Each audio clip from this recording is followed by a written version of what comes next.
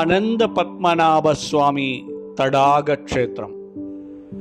കേരളത്തിലെ ഏക തടാകക്ഷേത്രമായ കാസർഗോഡ് അനന്തപുരം പത്മനാഭസ്വാമി ക്ഷേത്രത്തിലേക്ക് നമുക്ക് പോകാം. കാസർഗോഡ് ജില്ലയിലെ കുമ്പളയ്ക്ക് സമീപമുള്ള അനന്തപുരം എന്ന ഗ്രാമത്തിലാണ് ഈ ക്ഷേത്രം സ്ഥിതി ചെയ്യുന്നത്. ഒരു വലിയ തടാകത്തിന് നടുവിലായിട്ടാണ് ഈ ക്ഷേത്രം നിർമ്മിച്ചിരിക്കുന്നത്. തിരുവനന്തപുരത്തെ ശ്രീ പത്മനാഭസ്വാമി ക്ഷേത്രത്തിൻ്റെ മൂലസ്ഥാനമായി ഈ ക്ഷേത്രം അറിയപ്പെടുന്നു. 9-ാം നൂറ്റാണ്ടിലാണ് ഈ ക്ഷേത്രം നിർമ്മിക്കപ്പെട്ടതെന്ന് കരുതപ്പെടുന്നു. ഇവിടുത്തെ വിഗ്രഹങ്ങൾ നിർമ്മിച്ചിരിക്കുന്നത് ലോഹങ്ങളോ കല്ലുകളോ ഉപയോഗിച്ചല്ല, മറിച്ച് 72ഓളം ഔഷധക്കൂട്ടുകൾ ചേർത്തുള്ള കടു ശർക്കര യോഗം എന്ന സവിശേഷ വിദ്യയിലൂടെയാണ് പത്മനാഭസ്വാമി ക്ഷേത്രത്തിലെ വിഗ്രഹവും ഇതേപോലെ നിർമ്മിച്ചിരിക്കുന്നത്. വിശ്വപ്രസിദ്ധ സന്യാസിയായ വില്വമംഗലം സ്വാമിമാർ ഇവിടെ തപസ് ചെയ്തിരുന്ന കാലം. അദ്ദേഹത്തിൻ്റെ ഭക്തിയിൽ സംപ്രീതനായ ഭഗവാൻ മഹാവിഷ്ണു ഒരു ചെറിയ ആൺകുട്ടിയുടെ രൂപത്തിൽ സ്വാമിയാരെ സഹായിക്കുവാനെത്തി. സഹായിയായി എത്തിയ ആ കുട്ടി വളരെ കുസൃതിയായിരുന്നു. ഒരിക്കൽ ധ്യാനത്തിനിടെ കുട്ടിയുടെ കുസൃതിയിൽ ക്ഷമനശിച്ച സ്വാമിയാർ അവനെ പരുഷമായി തള്ളി നീക്കി. ഉടനെ ആ ബാലൻ പറഞ്ഞു, "നിനക്ക് ഇനി എന്നെ കാണണമെന്നുണ്ടെങ്കിൽ അനന്തൻ കാട്ടിലേക്ക് വരിക."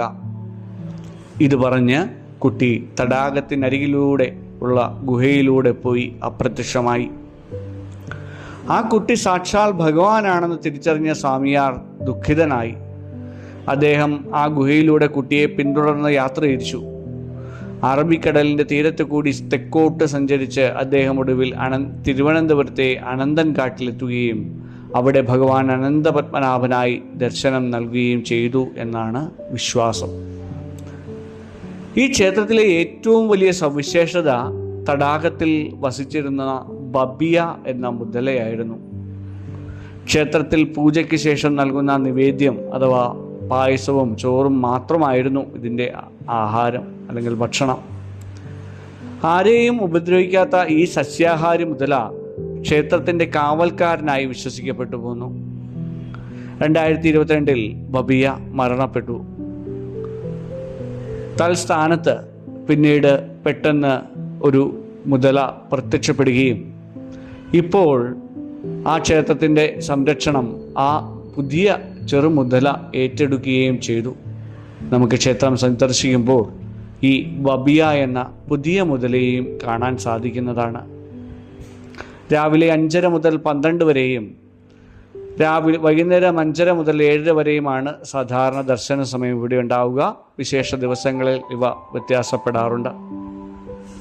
കേരളത്തിലെ മറ്റ് ക്ഷേത്രങ്ങളെ പോലെ പരമ്പരാഗത വസ്ത്രങ്ങളാണ് ഇവിടെയും അഭികാമ്യമായിട്ടുള്ളത്. പുരുഷന്മാർ ദർശന സമയത്ത് ഷർട്ട് അഴിക്കേണ്ടതുണ്ട്. സ്ത്രീകൾ സാരിയോ ചുരിദാറോ ധരിക്കേണ്ടതുണ്ട്. അല്ലെങ്കിൽ ലുങ്കിയോ ഷോർട്ട്സോ അതുപോലുള്ള ഡ്രസ്സുകൾ ധരിച്ച് ക്ഷേത്രത്തിൻ്റെ ഉള്ളിലേക്ക് സാധാരണ അവർ പ്രവേശിക്കാൻ അനുവദിക്കാറുള്ളതല്ല. ട്രെയിൻ ഏറ്റവും അടുത്തുള്ള പ്രധാന സ്റ്റേഷൻ എന്ന് പറയുന്നത് Kasaragod main station Kasaragod railway സ്റ്റേഷനാണ്. ഏകദേശം 13 കിലോമീറ്ററും ഒരു ചെറു സ്റ്റേഷനായിട്ടുള്ള കുമ്പള ഈ 5 ഇവിടെ സ്റ്റേഷനിൽ നിന്ന് 5 കിലോമീറ്റർ ദൂരമേ ഉള്ളൂ.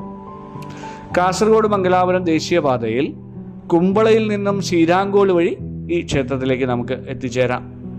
അറിയാവുന്നതുപോലെ ഇവിടെ അടുത്ത് ഉള്ള വിമാനത്താവളം മംഗലാപുരം വിമാനത്താവളം തന്നെയാണ്. ബേക്കൽ കോട്ട സന്ദർശിക്കുന്നവരൊക്കെ തന്നെ ഈ ഒരു ഹിന്ദുക്കളായിട്ടുള്ള ആൾക്കാരെല്ലാം തന്നെ ഈ ഒരു അനന്തപുരം തടാകക്ഷേത്രം സന്ദർശിക്കുവാൻ വരാറുണ്ട്. ഏകദേശം 30 കിലോമീറ്റർ ദൂരമാണ് അവിടെ നിന്ന് ഇങ്ങോട്ടേക്കും ഉള്ളത്. അങ്ങനെ നമുക്ക് സാധനാപഥത്തിനൊപ്പം നമുക്ക് എത്തിച്ചേരാം അനന്തപുരം തടാകക്ഷേത്രത്തിലേക്ക്. സ്വാഗതം.